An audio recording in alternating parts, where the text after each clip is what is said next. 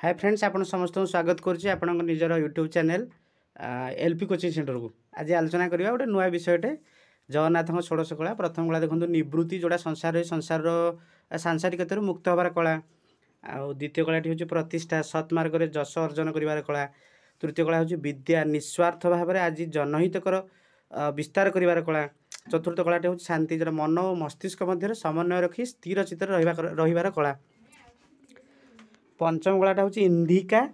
निज अंतःशक्ति को संग्रह करिवार कला षष्ठ कलाटा हूँ दीपिका शक्तिर सत एवं उपयुक्त प्रयोगर कला सप्तम कलाटा हूँ रेचिका निज दुष्ट प्रवृत्ति को चिन्ह ताहाको स्वीकार करी परित्याग करिवार कला अष्टम कलाटा हूँ मोचिका माया और मोहरु मुक्त करिवार कला नवम कलाटे हूँ परा नुआ दिशा अंकन और भिन्न अमृत लक्ष्य स्थापन करिवार कला दशम कलाटे हूँ सूक्ष्म सत् सूक्ष्मगत विचार करिवार कला एकादश कलाटा हूँ सूक्ष्म अमृत अमृत तुल्य कथा प्रयोग तथा ताहाको अमृत परि विस्तरण करिवार कला द्वादश कला हूँ ज्ञान ठीक और भूल मध्य प्रभेद को बुझा और बुझाइबार कला त्रयोदश कला हूँ ज्ञान अमृत ज्ञान अर्जन करी ताहाको अमृत परि बांटिबार कला चतुर्दश कला हूँ आप्यायिनी निज कर्म द्वारा समाज कल्याण करिवार कला ओके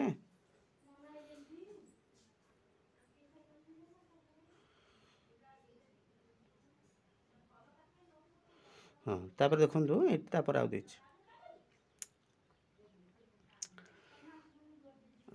चतुर्थ कला हूँ शांति मन और मस्तिष्क मध्य समन्वय रखी स्थिर चित्त रहिबार कला पंचम कला हूँ इंडिकेटा तो कही सारी आपको तापर देखा ये देखो मोचिका गला परा गला सूक्ष्म सूक्ष्म अमृत ज्ञान त्रयोदश चतुर्दश कला देखिए आप्यायनी पंचदश कला व्यापिनी सत्य को सर्वव्यापी करिवार कला षोड़श कला हूँ व्योम रूपा आकाश परी निजर विराट व्यक्तित्व समस्त को समाहित करिवार कला है थैंक यू वीडियोटी कौन भल लगुता लाइक करेंगे सांग सहित आउ भल लगे शेयर करेंगे